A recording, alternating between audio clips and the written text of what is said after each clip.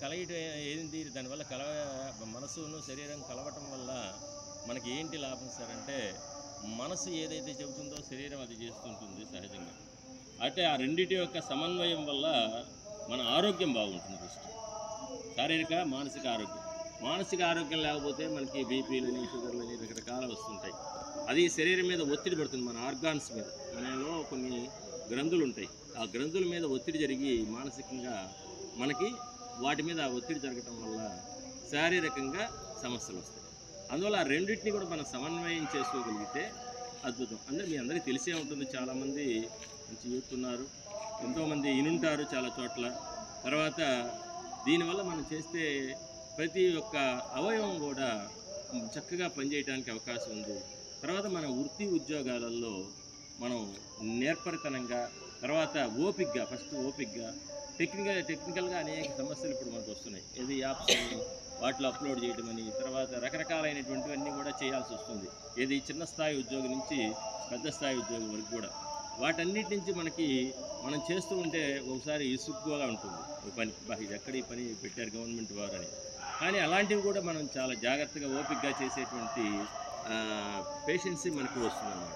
అలాంటి మానసిక శారీరక ఆరోగ్యం బాగుండటం కోసం చక్కగా, అంటే మాకు లేదా అని మనం అనుకోవచ్చు, మనకు ఉంది, ఉన్నదాన్ని మనం ఎన్నాళ్ళైతే సర్వీస్ చేస్తామో అన్నాళ్ళు మనం చేస్తూ ఉంటే ఆరోగ్యం చాలా బాగుంటుంది అనేటువంటిది ఇక్కడ మనకి చెప్పబడింది అన్నమాట. యోగాలు మేము గతంలో పెద్దలంతా కూడా ఆనాడు పతంజలి మహర్షి లాంటి మహానుభావులంతా కూడా కనిపెట్టి వాళ్ళు ఆధ్యాత్మికంగా ఏకాగ్రతతో ఉండగలిగారు.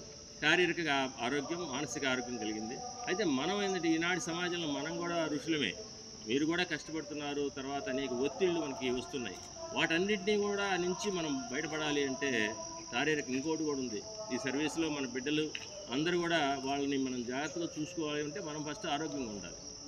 మనం ఆరోగ్యంగా ఉంటే మన కుటుంబాన్ని ఆరోగ్యంగా ఉంచగలుగుతాం. ఆరోగ్యమైనటువంటి ఆహారం, ఆరోగ్యకరమైనటువంటి నిద్ర, ఆరోగ్యకరమైనటువంటి వ్యవహారం, అవన్నీ కూడా ఆరోగ్యపరంగా మనం చూసుకొని వీటన్నిటిని సమన్వయం చేసుకుంటూ ఉండటమే యోగా.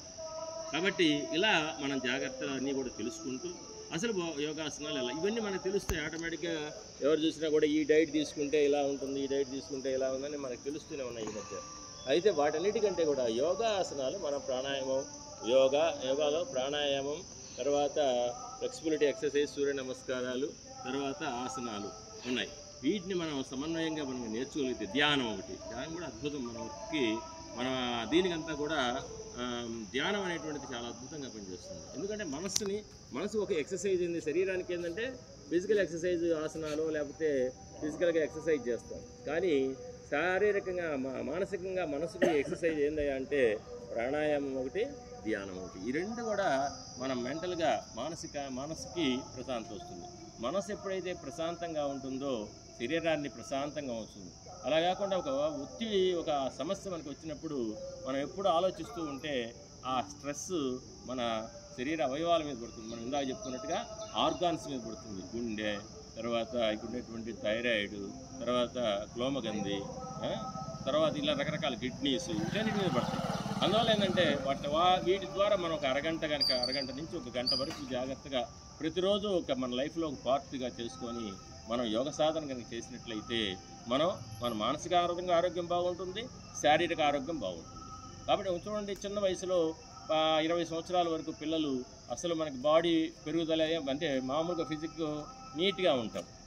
కొంచెం 25 ఏళ్ళు 30 ఏళ్ళు రాగానే మన శరీరంలో మనం తినేటువంటి ఆహారం, ఉద్యోగాల్లో మనం సెట్ అయిన తర్వాత కాస్త 10 రూపాయలు మనకు వస్తుంటే కాస్త ఆరోగ్యకరమైనటువంటి, తర్వాత పౌష్టికాహారాలు ఎక్కువ తీసుకోవటం వల్ల, లేకపోతే ఇప్పుడు ఈ రోజుల్లో ఉండేటువంటి రకరకాలైనటువంటి జింక్, రకరకాలైనటువంటి ఫుడ్స్ మనం తీసుకోవటం వల్ల శరీరంలో మనకు మార్పులు వస్తుంటాయి.